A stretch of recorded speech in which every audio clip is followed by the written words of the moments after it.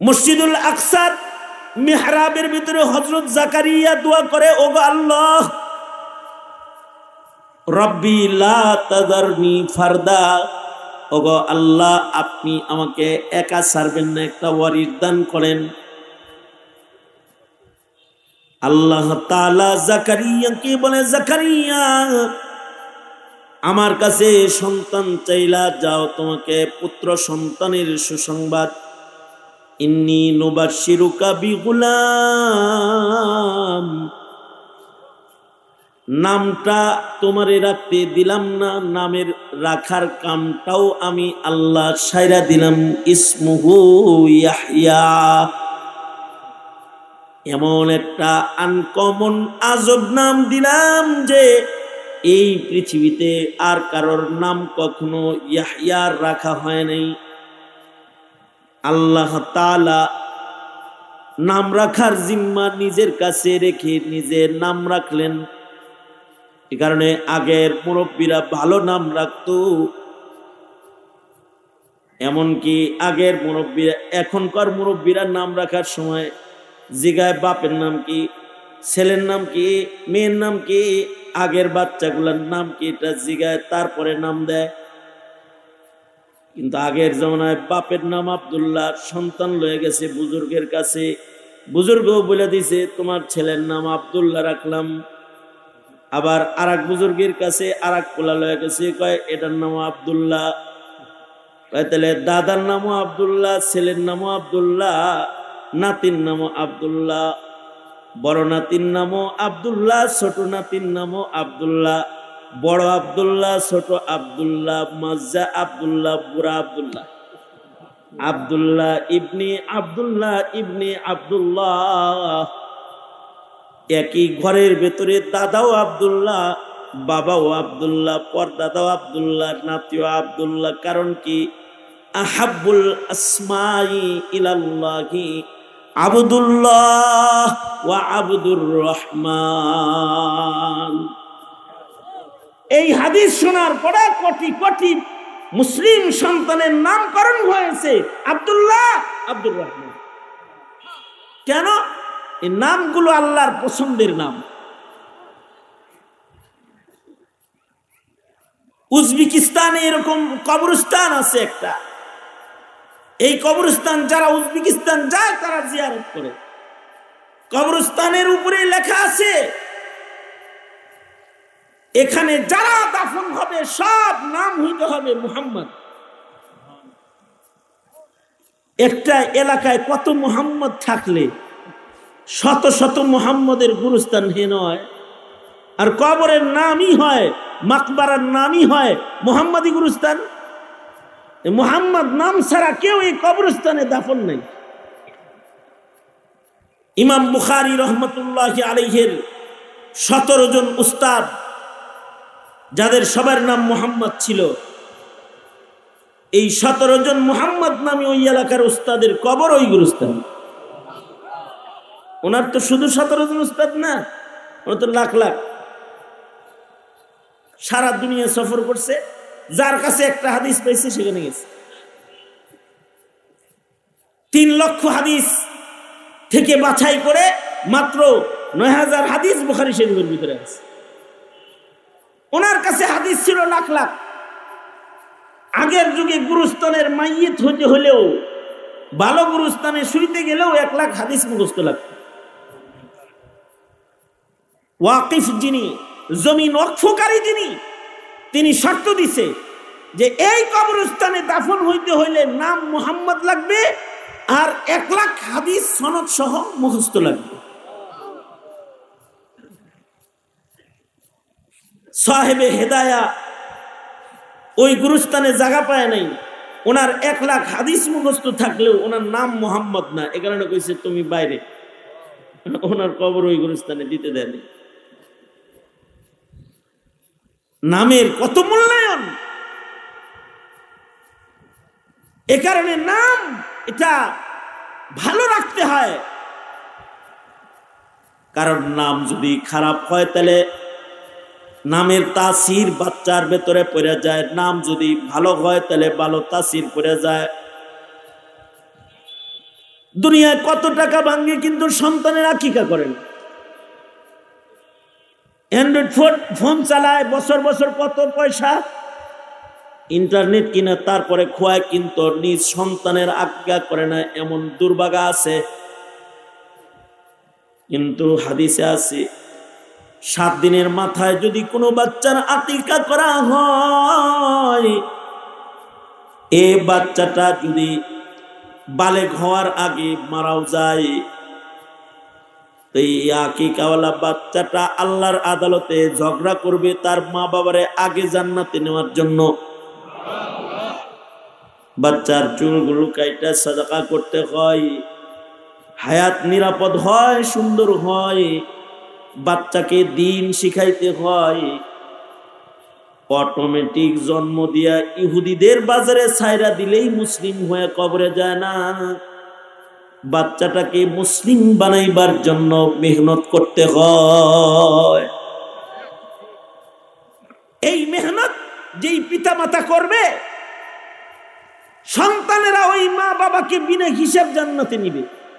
যেমন একজন হাফিজে কোরআন 10 জন দোজকি যারা বিনা হিসাব জাহান্নামী, এগরে বিনা হিসাব জান্নাতি বানাবে। যাদের জন্য দোজক আজীব হয়ে গেছিল, এদেরকে আল্লাহর জান্নাতে শাফাআত করে প্রবেশ করায় দিবে। কেন? 1 নাম্বার তো মা বাবাই হবে। কেন? যে তাদের ইহসান সবচেয়ে বেশি। ভালো সন্তানরা পিতামাতার জান্নাতের কারণ, আর খারাপ সন্তানরা পিতামাতার অশান্তির কারণ। এ কারণে খালি সমারিতে মুসলমান বাড়াইলে হয় না, আখলাকে তবিয়তে মুসলিম সন্তান, মুসলিম প্রজন্ম গড়তে হয়। তাইলে ইসলাম নিরাপদ হয়, মুসলমানিত্ব নিরাপদ হয়। এখন তো মুসলমানের অভাব নাই বাংলাদেশে। একটা সময় মুসলিম সংখ্যা কম ছিল, এখন মুসলমানের সংখ্যা বাংলাদেশে অনেক বেশি। স্বাধীনতার পর থেকে পর্যন্ত মুসলমানের সংখ্যা কিরকম বাড়ছে, কিন্তু আগে ইসলাম নিরাপদ ছিল। এখন 17 কোটি মুসলমানের উপস্থিতিতে ইসলামের নিরাপত্তা হারিয়ে গেছে। নাস্তিক, মুরতাদ, কাদিয়ানি, বেঈমানের রাজত্ব কায়েম হতে শুরু করেছে। কারণ কি? কারণ হলো সোমালির মুসলমান জন্ম তো নিতেছে, কিন্তু তাদের পিতামাতা, তাদের অভিভাবক তাদেরকে মুসলমান হিসেবে গড়ে তুলছে না। এখন সন্তান জন্ম হওয়ার পরে নিয়ত হয় একরকম, আর আগে মুসলিম ঘরে সন্তান আসলে বাবা মা দোয়া করতে শুরু করে দিত, রব্বানা হাবলানা মিন আজওয়াজিনা ওয়া যুররিয়াতিনা কুররাতা আয়ুন ওয়াজআলনা লিল মুত্তাকিনা ইমামা। আল্লাহর শিখানো দোয়ার আমল তাদের জবানে জারি হইতো। আর এখন নিজের সন্তানকে জেনে বুঝে খ্রিস্টানদের স্কুলে ভর্তি করে দেয়, ডাক্তার বানানোর জন্য, বড় ইঞ্জিনিয়ার বানানোর জন্য, বড় শিক্ষিত বানানোর জন্য। বড় শিক্ষিত হয় কিন্তু বড় নাস্তিক, বড় বেঈমান হয়। কারণ মা বাবা সন্তানকে গড়ার মেহনত করে নাই, নিজের হাতে সন্তানকে হত্যা করেছে। জন্ম তো দিয়েছে কিন্তু ওর ঈমানকে হত্যা করেছে। এমন শিক্ষা ওকে দিছে যার দ্বারাই শুধুই মাত্র ভোগ বিলাস করা যায়। এমন কোন তালিম সন্তানকে দেয় নাই যার দ্বারা জান্নাতের রাজত্ব দখল করা যায়। সঙ্গত কারণে তার ঈমানি জীবন সংকটাপূর্ণ। জন্মাইছে তো মুসলিম দেশে, মুসলিম ঘরে, তাতে কি মুসলমানিত্ব কিছুই বুঝে না, মুসলমানিত্ব কিছুই মানে না। আগের যুগের মানুষের জন্মের ঈমানি জিন্দেগির নিরাপত্তা জন্মের মাধ্যমে বেশি ছিল মুসলিম ঘরে। যেমন বাইজিদের জন্ম হয়েছে বাপ ছাড়া।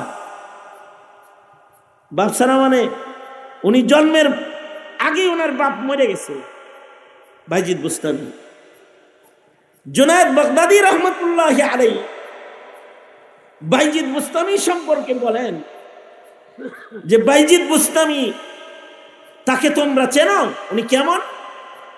জুনায়েদ বাগদাদী বলে যে বাইজিদ বুস্তামি হলো ফিরিস্তাদের ভেতরে জিবরাইল যেমন, ওলিদের ভেতরে বাইজিদেরও। জুনায়েদ বাগদাদী বলে ফিরিস্তাদের ভিতরে জিবরাইলের মর্যাদা যেমন, ওলিদের বাজারে বাইজিদের মর্যাদা হইল এরকম। কেমনে হইছে? আমার এক উস্তাদের কথা বলি। আমার এক উস্তাদ এই কথা বলে বলতেছেন, জানো ইমাম বুখারীকে চিনো? জিবরাইলের মর্যাদা ফিরিস্তার বাজারে যেমন, মুহাদ্দিসদের বাজারে ইমাম বুখারী তেমন। মুহাদ্দিসদের বাজারে ইমাম বুখারী তেমন। অথচ ইমাম বুখারীর কাছে বেশি হাদিস না, বেশি হাদিসওয়ালা মুহাদ্দিস আরো গেছে। ইমাম বুখারী রাহমাতুল্লাহির কাছে যা হাদিস ছিল তার চাইতে আরো দ্বিগুণ হাদিস ওনার পূর্বের যারা তাদের কাছে ছিল। আবু যুরআ রাজি রাহমাতুল্লাহি আলাইহি ওনার 6 লাখ হাদিস সনদ সহ মুখস্থ ছিল, 6 লক্ষ হাদিস। শামসুদ্দিন যাহাবী রাহমাতুল্লাহি আলাইহি সম্পর্কে বলা হয় যে শামসুদ্দিন যাহাবী রাহমাতুল্লাহি আলাইহি উনি নবীজির সব হাদিস মুখস্থ করছে। ওনারা যদি আসমানে বসায় বলে যে আল্লাহর রাসূলের সব হাদিস জমিনবাসীরে শোনাও, এক শামসুদ্দিন যাহাবী যথেষ্ট সব হাদিস শোনানোর জন্য। এটাও আল্লাহর দেয়া ফজল। কাউকে কাউকে আল্লাহ দিয়ে দেয়, গোটা হিন্দুস্তানের ইলম একত্রিত করলেও আনোয়ার শাহ কাশ্মীরি হবে। মাকতাবাতুন আযীমাতুন হাইয়াতুন নাতিকাতুন। গোটা দারুল উলুম দেওবন্দ মুখস্থ ছিল। শামসুদ্দিন যাহাবীর এক ছাত্র নিজের বউরে বলছে, আমার উস্তাদের যদি 1 লাখ হাদিস মুখস্থ না থাকে তাহলে তুমি 3 তালাক। আবু যুরআ রাজি রাহমাতুল্লাহির ছাত্র। খালি আবু যুরআ পড়ে।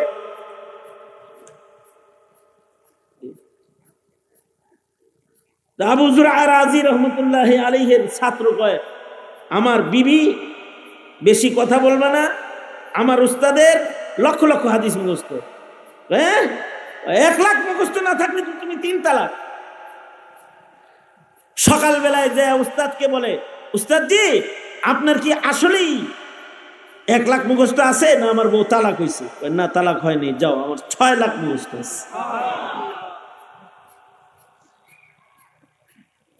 আগের জমানায় এরকম মুহাদ্দিস ছিল। এরপরেও ইমাম বুখারীকে আল্লাহ যে মুসনাদ দান করেছেন ওইটা আবু যুরআ রাজি পায় নাই। অথচ আবু যুরআ রাজি ইমাম বুখারীর দাদা উস্তাদ। আলী ইবনুল মাদানী ইমাম বুখারীর খুব হৃদয়ের ভালোবাসার উস্তাদ। আলী ইবনুল মাদানী বুখারী শরীফটা আলী ইবনুল মাদানীর রিওয়ায়াত দিয়ে ইমাম বুখারী বইরা ফেলাইছে। আর নসিবওয়ালা একজন মানুষ ছিলেন যে আলী ইবনুল মাদানীর মৃত্যু হয়েছে মদিনাতুল মুনাওয়ারাতে। আশ্চর্য বিষয় হলো যেদিন ওনার মৃত্যু হয়েছে সেই দিন নবীর খাটটা পরিষ্কার করার জন্য বাইর করা হয়েছে, যেই খাটে করে আল্লাহর রাসূলের কবরে নামানো হয়েছে। এই টাইমে উনি মারা গেছে। সবাই মিলে কয়, হায় রে, এই খাটে চড়ার জন্যই মনে হয় আলী ইবনুল মাদানী চড়ে গেছে। ঠিক আছে, খাটও বাইরে হয়েছে, উনিও মরে গেছে, উনারে নবীর পালকিতে উঠা। রাসূলকে যেই পালকিতে করে কবরে নামানো হয়েছে সেই পালকিতে করে আলী ইবনুল মাদানীকে জান্নাতুল বাকি গুরুস্থানে কবরে নামানো হয়েছে। ফজিলত তো কম না। কিন্তু ইমাম বুখারীর মতো আল্লাহ তাআলা কাউকে চমকায় নাই। হাদিস শাস্ত্রে ওনাকে আল্লাহ তাআলা জিবরাইল বানাইছে। বাইজিদ বুস্তামি রাহমাতুল্লাহ আলাইহির একই দশা। ওলিদের বাজারে ওনাকে আল্লাহ তাআলা জিবরাইলের মর্যাদা দান করছে। ফিরিস্তার বাজারে জিবরাইল যেমন, অলিদের বাজারে বাইজিদ তেমন। এমনি এমনি বাইজিদ হয় নাই। বাইজিদ বড় হইলে বাইজিদের মা বাইজিদকে লয়ে গেছে উস্তাদের কাছে। উস্তাদের হাতে নিজের সন্তান বুঝায় দিয়া বলে, উস্তাদজি আমার বাইজিদ আপনার কাছে বুঝায় দিয়ে গেলাম, এটারে আলেম বানায় তারপরে বাড়ি পাঠাইবেন। মা হইয়া আলেম সন্তানের চেহারা দেখবার চাই। সন্তান জন্মাইছে তো সন্তানটা আলেমে দিন হবে, চোখে দেখমু চোখ ঠান্ডা হবে। সন্তানটা দিয়ে গেলাম, এটাকে আলেমে দিন বানায়া তারপরে বাড়ি দিবেন। আর নিজের সন্তানকে বলে দিছে, সন্তান ইলমে দিন শিখা শেষ না কইরা আলেম না হয়ে কিন্তু বাড়ি আইসো না। মা চলে গেছে। কিছুদিন পরে বাইজিদের দিল মানে না মারে, দেখতে মনে চায়। উস্তাদ রে কয়, উস্তাদজি মারে দেখতে মনে চাইতেছি, বাড়ি যাও। উস্তাদের মাথায় ঘুরবার লাগছে। বাইজিদের মা বলে গেছে আলেম না বানায় বাড়ি পাঠাইতে না, কম আজ কম এতটুকুন ইলিম অন্তত শিখা বাড়ি যাক, যাতে মায়ের দিল ঠান্ডা হয়। উস্তাদজি বড় করে একটা সীমানা দিছে, যদি এই কয় পারা মুখস্থ করতে পারো তাহলে ছুটি। যতটুকুন পড়লে একজনকে ইলমের নিসবত লাগানো যায়, এতখানি মুখস্থ করলে তোমার ছুটি দিব। আশ্চর্য, বাইজিদ অতখানি মুখস্থ করে ফেলেছে অল্প সময়ের ভেতরে। উস্তাদজি মনে মনে ভাবছে, যে সবক দিয়েছে ও 2 বছরে মুখস্থ করতে পারবো না, আর বাড়িও যেতে পারবো না। কিন্তু অল্প কয়েকদিনের মাথায় সব শেষ। এবার বলে, উস্তাদজি এই 22-23 পারার শর্ত লাগাইলেন, পুরা করছি। সিংহভাগ কুরআন সিনায় আসছে, এখন কি একটু বাড়ি যাইতে পারি? উস্তাদে মনে মনে ভাবতেছে, কোরআনের সিংহভাগ মুখস্থ হয়ে গেছে, এবার বাড়ি পাঠাইলে মনে হয় মা রাগ করবে না। নিজের সন্তানকে পাঠায় দিয়েছি। বাইজিদ যায় দরজায়, সন্ধ্যা রাত্রে হাজির হয়ে মা মা বলে দরজায় ডাকতেছে, মা আসছি, বহুদূর থেকে সফর করে আসছি, দরজাটা খুলো মা, আমি বাইজিদ এসেছি। আশ্চর্য, মা দরজা খুলে না। বাইজিদ বলে, মা আমি তোমার বাইজিদ আসছি, একটু দেখতে মনে চায় তোমার, তাই আইছি, দরজা খুলো। ঘরে থেকে আওয়াজ এসেছে, না না তুমি আমার বাইজিদ না, কারণ আমার বাইজিদ আলেম না হয়ে আসার কথা না, তুমি আমার বাইজিদ হতে পারো না। দরজায় অপেক্ষা করে বাইজিদ বুস্তামি দাঁড়িয়ে রয়েছে যে মায়ের দয়া কোলে মা কিছু সময় পরে অথবা দরজা খুলবে কিছু সময় গেলে। মাঝরাত্রে আবার বলে, মা পেটে ক্ষুধার যন্ত্রণা, মা একটু খাবার দাও মা, আমি তোমার বাইজিদ আসছি। ঘরের ভেতর থেকে উত্তর এসেছে, আমার বাইজিদ তুমি না, তোমার সাথে আমার পর্দা, আমি তোমার সামনে যাব না, কারণ আমার বাইজিদ আলেম হওয়া ছাড়া আসার কথা। যাও, চলে যাও, বিদায় নিয়ে যাও। ভোর রাত পর্যন্ত মায়ের দরজায় দাঁড়ায়া বাইজিদ বুস্তামি নিরাশ হয়ে আবার মাদ্রাসার দিকে রওনা করেছে। 17-18 বছরের ভেতরে বাইজিদ কোনোদিন আর বাড়ি যায় নাই, যতদিন পর্যন্ত না তার উস্তাদ তাকে দস্তারে ফজিলতের জন্য তাকে ডাক না দিছে, যাও বাইজিদ আলেম হয়ে গেছো, এবার বাড়ি যাও। 18 বছর পরে এবার বাইজিদকে ইলমের সনদ দেওয়া হবে, বড় আলেম হয়ে গেছে। অনুষ্ঠান হইতেছে বাইজিদকে বাড়ি পাঠানোর জন্য।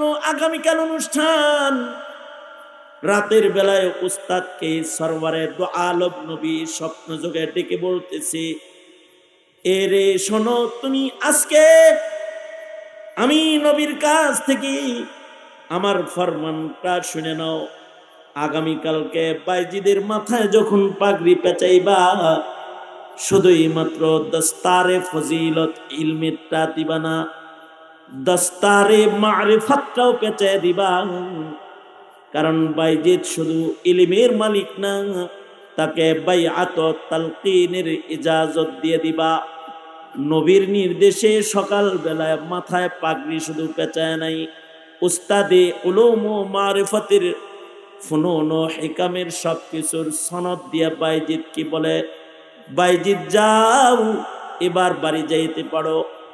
আলেম কমপ্লিট হইয়া অলি হইয়া তারপরে বাইজিদ বাড়ির দিকে রওনা করেছি। অসুস্থ বাইজিদের মা বিছানায় শুয়ে রয়েছে। সামনে যায় বলে, মা আমি বাইজিদ এসেছি। মার সাথে সাথে সন্তানের চেহারা দেখা বুঝা ফেলাইছে আমার সন্তান কামেল। সন্তানকে বুকের ভেতরে জড়ায় ধরেছে, সন্তানকে চুমু খাইতেছে। এবার বাইজিদের মা সন্তানকে আদর স্নেহ দিয়া 2 রাকাত নামাজ পড়ার জন্য ওযু বানায়া মুসাল্লায় দাঁড়ায়া সেজদা দিয়া আল্লাহকে কয়, আল্লাহ গো, সন্তান আলেম বানাইছি হাসর ভালো করার আশায়, সন্তান আলেম বানাইছি শাফাত পাওয়ার আশায়, সন্তান ওলি আলেম বানানোর মেহনত করেছি নাজাত পাওয়ার আশায়। এই সন্তানের কাছ থেকে দুনিয়ার কোনো ফায়দা আমি মা নিতে চাই না। ওগো আল্লাহ, দুনিয়ার কোনো ভোগ বিলাস সন্তানের কাছে আমার কাম্য নয়। আমি আমার সন্তান থেকে আখিরাত চাই। আল্লাহ গো, আমার আশা পুরা হয়ে গেছে। আলিম বাইজিদ, অলি বাইজিদকে আমি দেখে ফেলেছি। ওগো আল্লাহ, এবার তুমি তোমার দস্তরখানে আমাকে বুলায় লয়ে যাও। ইতিহাস বলে বাইজিদের মা দোয়া করতেছে, একদিক দিয়ে সেজদারত, আর এক দিক দিয়ে যায় নামাজের মুসল্লার পরে বাইজিদের মা ইন্তেকাল করে আল্লাহর কাছে চলে যায়। সন্তান বানাইতে হয়, জিম্মাদারি পিতামাতার জিম্মাদারির কারণে সন্তানের দ্বীনি জীবন গঠন হয়, অথবা বদ্দিন হয়ে নাস্তিক মুরতাদ হয়। সেম ইমাম বুখারী রহমতুল্লাহি আলাইহি, জন্মের পরে উনি চোখ খারাপ, অন্ধ হয়ে গেছে। কিন্তু ইমাম বুখারীর মা খালি আল্লাহরে কয়, আল্লাহ আমার সন্তান মুহাদ্দিস হইব, আলেম হইব, আমার সন্তান ওলি হবে। ও আল্লাহ, তুমি আমার সন্তান রে চোখ দিয়ে দাও। মায়ের দোয়ার বরকতে ইমাম বুখারী রহমতুল্লাহ আলাইহির অন্ধ চোখ হঠাৎ করে ভালো হয়ে গেছে। এবং আশ্চর্য, বৃদ্ধ বয়স পর্যন্ত কোনোদিন ইমাম বুখারীর চশমা লাগে নাই। মায়ের দোয়ার চোখ এটা খালি যত পুরা হয়েছে তত আলো বাড়ছে। আর উনি চাঁদের আলোয় বসে বসে, মায়ের দোয়ার চোখ দিয়ে চাঁদের আলোতে বসে বসে কিতাব লিখেছে। ইমাম বুখারী রহমতুল্লাহ আলাইহির একটা কিতাব আছে, যে কিতাবটা উনি চাঁদের আলোয় বসে বসে লিখেছে, মার দোয়ার চোখ দিয়ে লিখছে। বাতি ছাড়া শুধু চাঁদের আলোয় বসে কিতাব লিখেছে। জিন্দেগি এত রোশন হয়েছে, কবরে যেখানে চলে গেছে 1200 বছর এই গুরুস্থানে আতর ছিটান লাগে না, খুশবু লাগান লাগে না। ইমাম বুখারী যেখানে ঘুমায় রয়েছে 1200 বছর যাবত এখান থেকে কুদরতি ভাবে সুগন্ধি কবর থেকে বাইর হইতেছে। এই যে নসিব, এই যে কপাল, যে মা বাবার হইছে, যে মা বাবার ঘরে কবরে খুশবুওয়ালা সন্তান জন্মাইছে, এটা এমনি জন্মায় নাই। মা বাবা সন্তানের সালামতির জন্য মেহনত করেছে। আর তুমি তোমার সন্তানকে ব্রাকে ভর্তি করে দিয়ে মুসলমান বানাইতে চাও। খ্রিস্টানদের স্কুলে পড়ায়ও মুসলমান বানাইতে চাও, আলেমদের কাছে এক বেলা পাঠাও না। নাস্তিক মোরতাদদের সঙ্গ নিতে নিতে সন্তানটা নাস্তিক মোরতাদের মেজাজ হয়ে গেছে। প্রজন্মের এই দুর্দশার কারণে এই জমানায় ইসলামের কথা বলনে ওয়ালা মুসলিম সন্তানের অভাব হয়ে গেছে। কারণ সন্তানগুলা ইসলামের দস্তরখানে জন্মায়, কিন্তু ইসলাম শিখার সুযোগ ওরা এখন আর পায় না। সুতরাং ওদের মৃত্যু নিরাপদ না। যাদের মরণ নিরাপদ না তাদের কবরও নিরাপদ না, যাদের কবর নিরাপদ না তাদের হাসরও নিরাপদ না। ঈসা আলাইহিস সালাতু ওয়াস সালাম জন্মের সময়ের নিরাপত্তাও চাইছেন, মরণের নিরাপত্তাও চাইছেন, হাসরের নিরাপত্তাও আল্লাহর কাছে চাইছেন। সুতরাং একজন মুসলিম হিসাবে আমাদের জীবনে জন্মের পরে ইমানি জিন্দেগির নিরাপত্তা দরকার, মরণের দিনে ইমানের সাথে মরণ দরকার, হাসরের দিনে মুসলিম হিসাবে ডানপন্থী আল্লাহর বান্দা হিসাবে ডান হাতে আমল নামা নিয়ে দাঁড়ানো দরকার। এই সব নিরাপত্তাগুলো এটা অটোমেটিক আসে না, এটা মেহনতের মাধ্যমে সেটেলমেন্ট করতে হয়। সুতরাং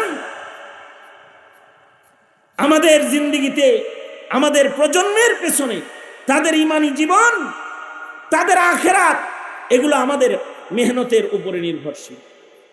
আমরা যদি মেহনত বাদ দিয়ে দেই তাহলে আমাদের সন্তানগুলা পশ্চিমাদের কালচারে গড়ে উঠবে।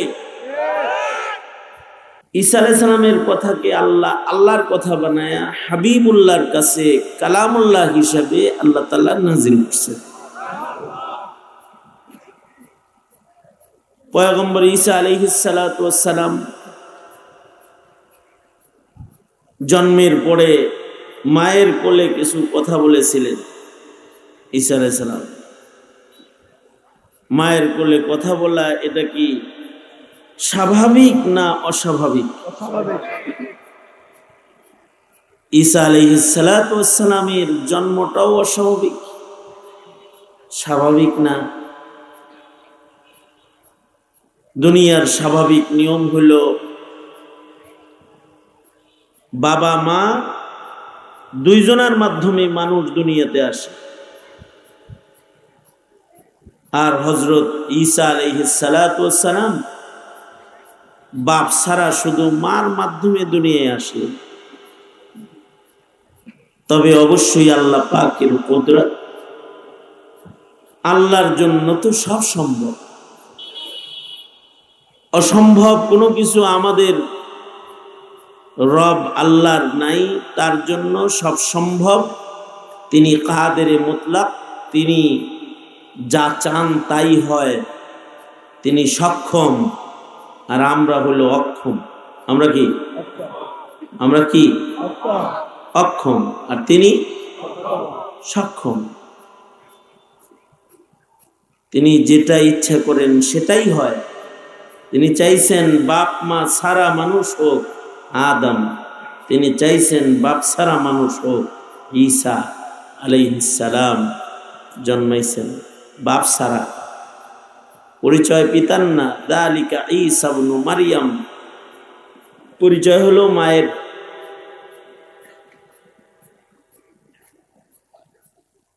আবার আল্লাহ তাআলা চাইতেছেন মার কোলে কথা বলাইতো, তো মার কোলে সন্তান কথা বলতেছে। হযরত মরিয়ম বাচ্চা যখন হইছে তখন চিন্তা হয়ে পড়ে গেছে, এইরকম বিয়ে ছাড়া বাচ্চা হইল, বলবুটা কি মানুষের কাছে। আল্লাহ জিগাইলেন, আল্লাহ আমাকে যদি বলে এই বাচ্চা বাপ ছাড়া কেমনে হইল, আমি কি বলবো? তো আল্লাহ তাআলা বললেন তোমার সাথে কথা বলতে আসলে তুমি বলবা আমি রোজা। জমানার নিয়ম ছিল রোজা রাখলে কথা বলাও নিষেধ, খাওয়া তো নিষেধ, কথা বলাও নিষেধ। কথা কে বলবে ওদের সাথে? তোমার সন্তান বলবে, ওকে দেখায় দিবা কথা বলতে, ও ওর পরিচয় পেশ করবে, তোমার কথা বলতে হবে। তো হযরত মরিয়ম সন্তান কোলে নিয়ে মসজিদুল আকসায় চলে গেলেন। এলাকার লোকেরা এসে বলে, এর বাবা কি, কারোর সে সন্তান তোমার পেটে আসলো, তুমি কথা বলো, আমরা তার বিচার করব। হযরত মরিয়ম বললেন, আমি রোজা রাখছি, কথা বলা যাবে না। কার সাথে কথা বলবো? আমার সন্তানের সাথে কথা বলো। তো মায়ের কোলের থেকে হযরত ঈসা আলাইহিস সালাতু ওয়াস সালাম কথা বলতে লাগলেন, দামি দামি কথা। যে হযরত ঈসা আলাইহিস সালাম নিজের পরিচয় দিলেন, ক্বালা ইন্নী আবদুল্লাহ আতানিয়াল কিতাবা ওয়া জাআলানি নাবিয়্যা। নিজের পরিচয় দিলেন আবার বললেন, আমি তোমাদেরকে নবী হিসাবে যা আদেশ করি এগুলো সব মানবা তোমরা। নামাজ পড়বা, যাকাত দিবা, ধর্ম মানবা, উল্টাপাল্টা চলবা না।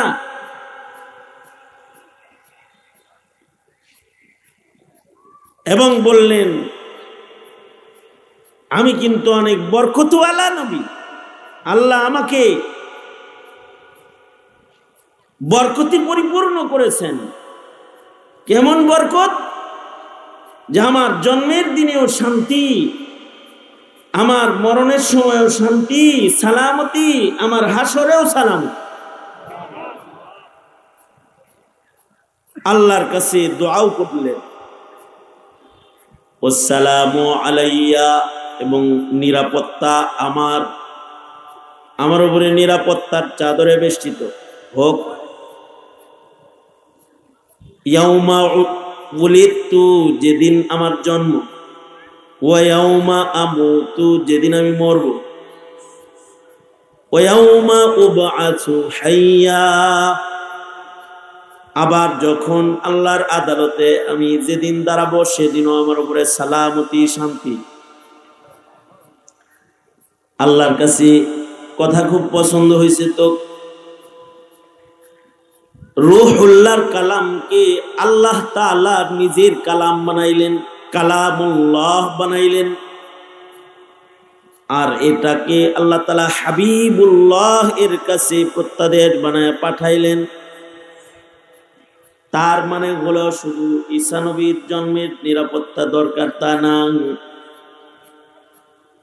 জন্মের সময় সালামতি সবার দরকার, মরণের সময় সালামতি সবার দরকার, হাসরের ময়দানে সবাই সালামতি, আল্লাহর নিরাপত্তা দরকার। জন্ম যদি সালামত হয় তো হায়াত সালামতির হায়াত হয়,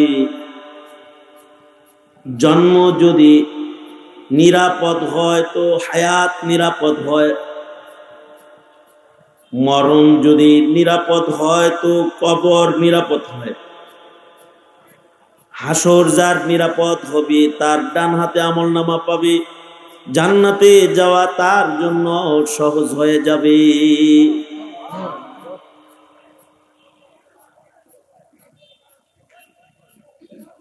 জন্ম যদি কারোর কাফেরের ঘরে হয় জন্মটাই তো নিরাপত্তাহীন হয়ে গেল। জন্ম যদি মুশরিকের ঘরে হয় তো জন্মের সময়ই তো নিরাপত্তা নষ্ট হয়ে গেল।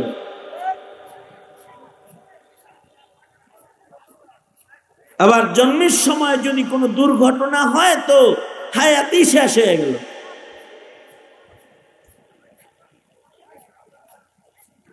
জন্মের সময় যদি কোনো দুর্ঘটনা হয় তো পেটে তো জীবিত ছিল, দুনিয়া আসার সময় মরা লাশ হয়ে আসে। মার পেটে ভালো ছিল। তার মানে জন্মের সময় নিরাপত্তা আল্লাহ দেয় নাই। জন্মাইছে সুন্দর, কিন্তু কাফেরের ঘরে জন্মাইছে, ইমানের দস্তরখান দেয় নাই। অথবা ইমানদারের ঘরে জন্মাইছে, কিন্তু জন্মের পরে ডোলের বাণী শুনছে, আজান শোনে নাই, গান বাদ্যের আওয়াজ শুনেছি, উলঙ্গপনা বেহায়াপনার ভেতরে বড় হয়েছে, দিনই পরিবেশ জন্মের পরে পায় নাই। জন্মের পরে সালামতি নষ্ট হয়ে গেছে। তো মার পেটে সুস্থ ছিল, কিন্তু জন্মের সময় আন্ধা হয়ে জন্মাইছে, টেরা হয়ে জন্মাইছে, অথবা বিকলাঙ্গ জন্মাইছে, পাগল হয়ে গেছে জন্মের পরে। আর যদি সালামতির জন্ম হয়, তো তার জন্মটা ডাক্তারের পাহারায় হওয়া লাগে না, তার জন্মটা সুন্দর ঘরে হওয়া লাগে না। হযরত ঈসার মতো যদি জঙ্গলেও হয়, রিসিভ করার মতো কোনো দায়ী, কোনো দাদি নানি যদি কাছে নাও রয়, আল্লাহ তাআলা যদি সালামতি দেয়, তো এত সুস্থ জন্মায় যে জন্মের পরে জাতির সাথে আবার কথা কয়। এত নিরাপদ। মায়ের নিরাপত্তা কত! বাচ্চা জন্মাইছে একদিক দিয়া, আর একদিক দিয়া মাথার উপরে তাজা খেজুর ঝরঝর করে নিচে পড়তেছে আর খাইতেছে, পাথর থেকে মিষ্টি পানি প্রবাহিত হইতেছে।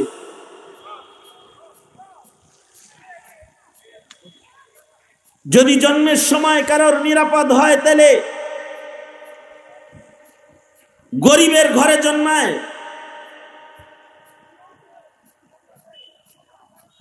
কিন্তু সুস্থ জন্মায়। এই এই এই বলেন কি, এই আমার সমস্যা হইতেছে আপনাকে দিয়ে। আপনি এত জোরে কথা কন যে মাইকের আওয়াজের চেয়ে আপনার আওয়াজ বেশি।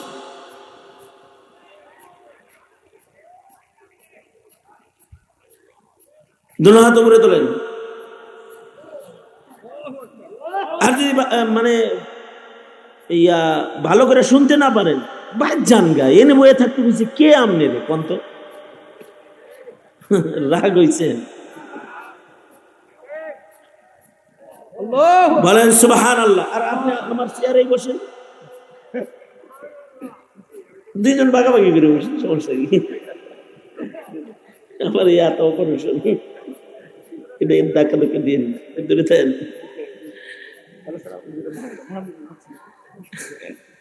সোজা করেন, নাড়াচাড়া দেন, হাত নামান, বলেন সুবহানাল্লাহ, আলহামদুলিল্লাহ, লা ইলাহা ইল্লাল্লাহ, আল্লাহু আকবার। নুমান মাইকেলের সাথে কথা বলুন, জোরে আওয়াজ করে বলেন আল্লাহু আকবার, আরো জোরে বলেন আল্লাহু আকবার। এবার আমাকে কি লাগাতার কথা কইতে দিবেন, নাকি 10 মিনিট পর পর এরকম ডিস্টার্ব দিবেন? আপনি আর একটা লাইট আমার চোখে ধরেন, ধরেন চোখে একটা লাইট ধরেন। আল্লাহর রাস্তে আমি কয়েক মিনিট কথা কম, বেশি কম না। আমার বেশি কথা কইতে এত শখ না। আমি কথা বলতে বলতে তিক্ত, বিরক্ত, এত কথা বলা যায় না। আল্লাহর বান্দারা আপনারা আসেন, তাই কথা বলি। ওয়াজ করার খুব শখ না। এখন ওয়াজ করা হলো মানে জিম্মাদারির কোঠায় গেছে দেখা কথা বলার দায়িত্ব নিয়ে কথা বলতে হয়, শখ না কোনো। কেউ যদি বলে হুজুর আপনার টাইম 15 মিনিট, মনটা কয় হের কপালে চুমা দিই আর তারে বুকে লইয়া কতক্ষণ যাইতে ধরে রাখি, এত খুশি হই। সুতরাং সময় খুব লম্বা নেওয়ার সুযোগ নাই, অল্প করে কিছু কথা আপনার জানা জানা কথা, কিন্তু আপনার মানার জন্য আবার আপনার কানে তাকরার করা। এই কারণে খেয়াল করে শুনলে অনেক দিন মনে থাকবো আপনার, আপনিও বলতে পারবেন কথাগুলো। জন্মের সময় নিরাপত্তা দরকার, নিরাপত্তা।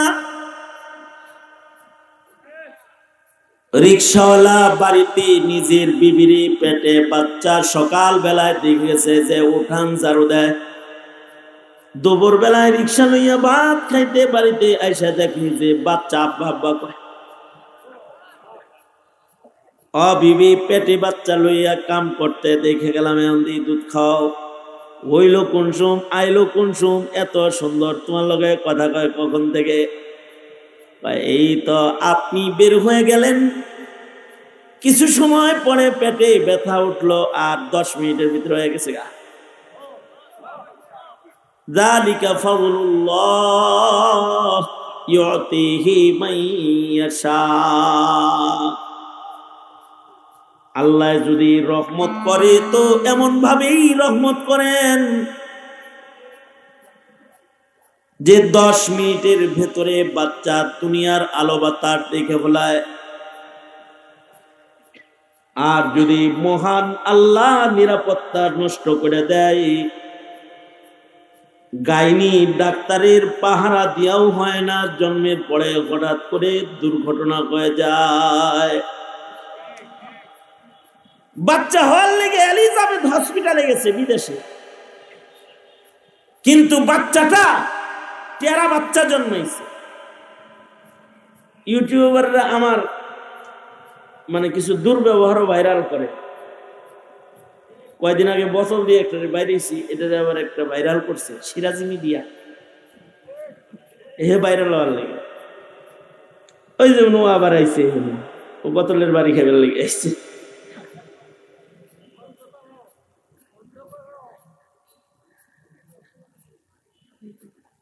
একটু পরে আবার দাঁড়াইবো, ওই পাশ থেকে ওই যে ওনারা এমনি চিল্লাইতেছে, ও আবার চিল্লানি শুরু করার লেগে এখানে আইছে আবার। এই কারণে সন্তানের, আপনাদের ঘরে যখন নতুন বাচ্চা পেটে আসবে, 1 নম্বর বাচ্চাটার নিরাপত্তা চাইবেন কার কাছে? আজব জমানা। এই জমানায় বাচ্চা পেটে আসলে মা বাবা গাইনি ডাক্তারের সাথে যত যোগাযোগ করে, আল্লাহর সাথে অত যোগাযোগ করে। আগের জমানার নারীরা পেটে বাচ্চা নিয়ে এত কোরআন পড়তো যে পেটের বাচ্চা কোরআন শরীফ মুখস্থ করে ফেলাই দিত, শুনতে শুনতে মুখস্থ হয়ে গেছে। বুজুর্গদের হায়াতে এমনটি আছে, মাদ্রাসায় যায় একসাথে 18 পারা সবক দিয়ে দিছে। এত সহজে 18 পারা কেমনি সবক দিলা? কয়েকগুলো কোরআন লাগে, অনেক শুনছি, মনে হয় একবার দেখছি আর মুখস্থ হয়ে গেছে। আসল কথা হলো, পেটে যখন ছিল মা এত বেশি কোরআন পড়ছে যে তিলাওয়াতুল কোরআনের আসর বাচ্চার উপরে পড়ে গেছে। এ কারণে বাচ্চা পেটে আসলে আল্লাহমুখী হইতে হয়, আল্লাহর কাছে মদত চাইতে হয়। আল্লাহর রাসূল বলেন, বাচ্চা দুনিয়ায় আসার আগে তার ঈমানের চিন্তা করবা, দুনিয়ায় আসার পরেও তার ঈমান, তার ইসলামের চিন্তা করে দিনের কাজগুলো আগে আগে করবা। সন্তান দুনিয়ায় আসলে 1 নাম্বার কাম তার কানে আল্লাহর নাম পৌঁছাইবা, ডান কানে আজান দিবা, বাম কানে আকামত দিবা। হাসান বসরি বলেন, তাফসীরে হাসান বসরিতে হাসান বসরি লিখেছেন, মুসলিম ঘরের যেই বাচ্চার কানে আজান দেয়া হয়, জন্মের পরে আজান আকামত হওয়ার সাথে সাথে আসমানের মালিক আল্লাহ তাআলা এত খুশি হয় যে এই বাচ্চার কলবের ভেতরে আল্লাহ তাআলা নিজের কলম দিয়া কালেমার সিল মাইরা দেয়। আল্লাহ যদি কারোর কলবে কালিমা লেখে, সে নাস্তিকতার থেকে সালামতি পাওয়া গেল, সে কুফর থেকে সালামতি পাওয়া গেল। কলবের ভেতরে কালিমার সিল। মুসলিম সমাজে সন্তানগুলো জন্ম হওয়ার সাথে সাথে এ আমল আগে ছিল। অবশ্যই এখন 5 মাস পরেও আজান দিতে পারে। আমার কাছে 5 মাসের এক বাচ্চা নিয়ে এসেছে, কয় হুজুর তাহনিক করে দেন আর আজানটা দিয়ে দেন, আজান আপনি দেন। আমি বললাম আজান আজকে? এটা তো 5 মাস আগের আমল, যখন বাচ্চা জন্মাইছে। কয় হাসপাতালে জন্মাইছে তো 1-1.5 মাস ছিল, বলে বলে ছুটে গেছে, আপনি দিয়ে দেন, অসুবিধা নেই। অসুবিধা নাই এটা কি কইল? এই 5 মাসে কত আওয়াজ ওর কানে ঢুকছে, কিন্তু আল্লাহর বুকে নেই। এটা অসুবিধা তো। মুফতি আমিনী রহমতুল্লাহ আলাইহি বলেছিলেন, নাস্তিকটা যখন বলেছিল যে আজানের ধ্বনি ওর বেশ্যার ধ্বনি ধ্বনি লাগে, তখন হযরত আমিনী রহমতুল্লাহ আলাইহি বলেছিলেন, পশ্চিমার দালাল, তোর কানে তোর বাবা মা আজান দেয় নাই, মুসলমানের ঘরে জন্মাইলে কি হবে তুই? যদি আজান দিত তাহলে আজানের বিরোধিতা করত।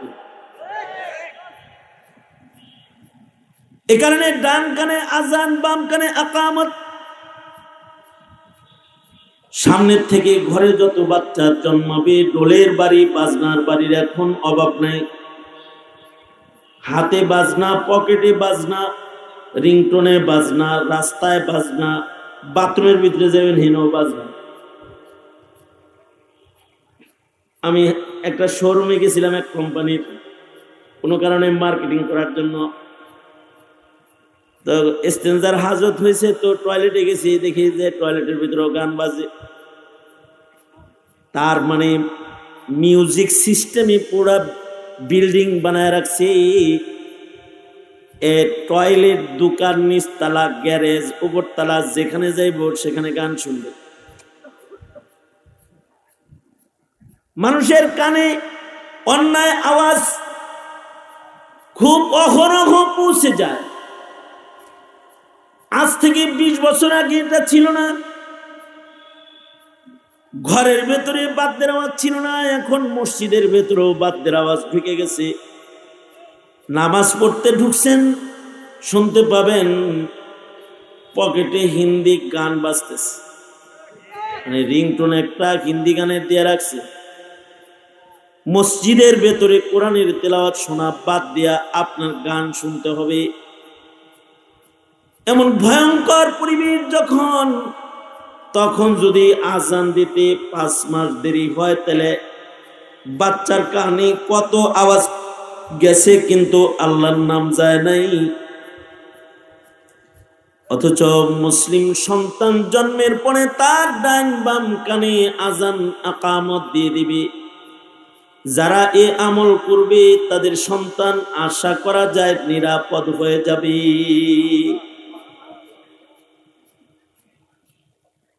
দ্বিতীয় নাম্বার, এই সন্তানকে ভালো মানুষের মুখের তাহনিক করে নিবে।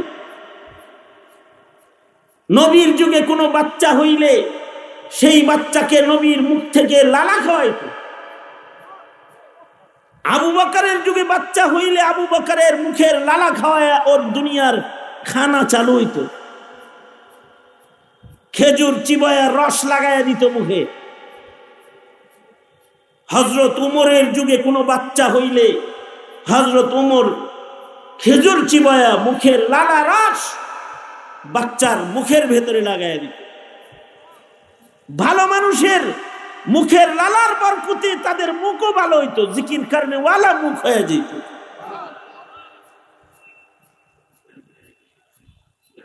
হাসান বসরির জন্ম হয়েছে। হাসান বসরিকে হযরত উমরের কোলে দেয়া হয়েছে, দিয়া বলে ওগো আমিরুল মুমিনিন, বাচ্চাটার জন্ম হয়েছে কোনো খাবার মুখে দেয়া হয় নাই, আপনার মুখের লালা দিয়া ওর খানা শুরু করে দেন। আমিরুল মুমিনিন হযরত উমর নিজের মুখের লালা হাসান বসরির মুখে লাগায় দিয়েছেন। হাসান বসরির বাবা বলে, আমিরুল মুমিনিন, আমার বাচ্চার নামটাও আপনি রেখে দেন। হযরত উমর বাচ্চার চেহারার দিকে তাকায় বলে, সাম্মুহু হাসানান ফাইন্নাহু হাসানুল ওয়াজহি, তার নামটা হাসান রেখে ফেলো, তার চেহারাটা সুন্দর। নবীর নাতির নামে নাম হবে ভালো একটা নাম, এই নামটা তার রেখে দিলাম। হাসান বসরি নাম, হাসান বসরায় থাকে তো বসরি হয়ে গেছে। ভালো মানুষের মুখের লালা আর নামের সোয়ায় জিন্দেগি পাল্টায় গেছে। জমানার বড় মুহাদ্দিস, বড় মুফাসসির, বড় তাবেঈর খাতায় নাম গেছে, এমনকি বড় ওলির দপ্তরে নাম চলে গেছে। কত বড় ওলি যে 4 তরিকার সনদ বলতে তারপরে নবীর কাছে পৌঁছতে হয়। শ্রেষ্ঠ তাবেঈন লিস্টে নাম।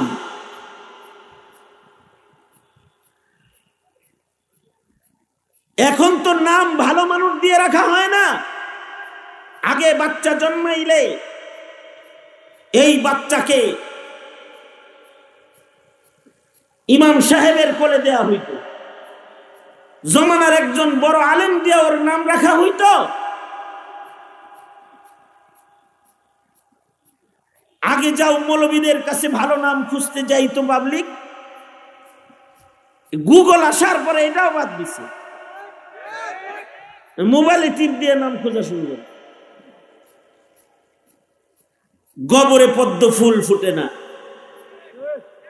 যেটা ফুটে ওটা ফুল না, ওটা কেউ ঘরে না নেন।